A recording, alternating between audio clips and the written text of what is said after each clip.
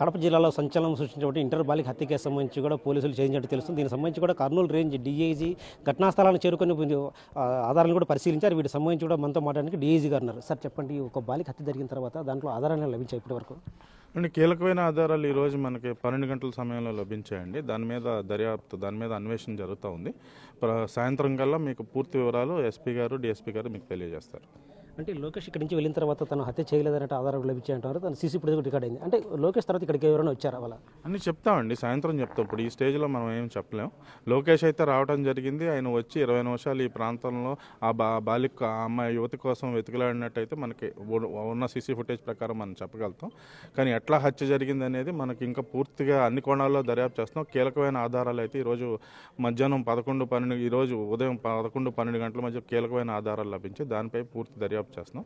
సాయంత్రానికల్లా మేము ఛేదిస్తామని మేము ఒక ప్రగాఢ విశ్వాసం వ్యక్తం చేస్తాం. సార్, వాళ్ళ కుటుంబ సభ్యుల పాత్రపై ఏమైనా ఆధారాలు? ఏమీ చెప్పే పరిస్థితులు లేవండి. మాకు ఆధారాలు లభించాయి. ఏమిటనేది సాయంత్రానికి మేము ఛేదిస్తాం. ఓకే. వైష్ణవి హత్య కేసులో ఇప్పటికైతే మాత్రం ప్రాథమిక ఆధారాలు సేకరించడం తెలుస్తుంది. అయితే లోకేష్ పాత్రపై కూడా పోలీసులు పూర్తిగా నిర్ధారణకు వచ్చారు. తన పాత్ర లేదన్నట్లు కూడా ఇప్పటికే ప్రాథమిక అంచనా వేశారు. అయితే దీనికి సంబంధించి మరెవరైనా ఉన్నారనే పాత్రపై కూడా ఇప్పటికే ఆధారాలు సేకరించాం. ఈ మధ్యాహ్నం సమయంలో వీటిని పూర్తిస్థాయి ఆధారాలతో జిల్లా ఎస్పీ వివరిస్తారని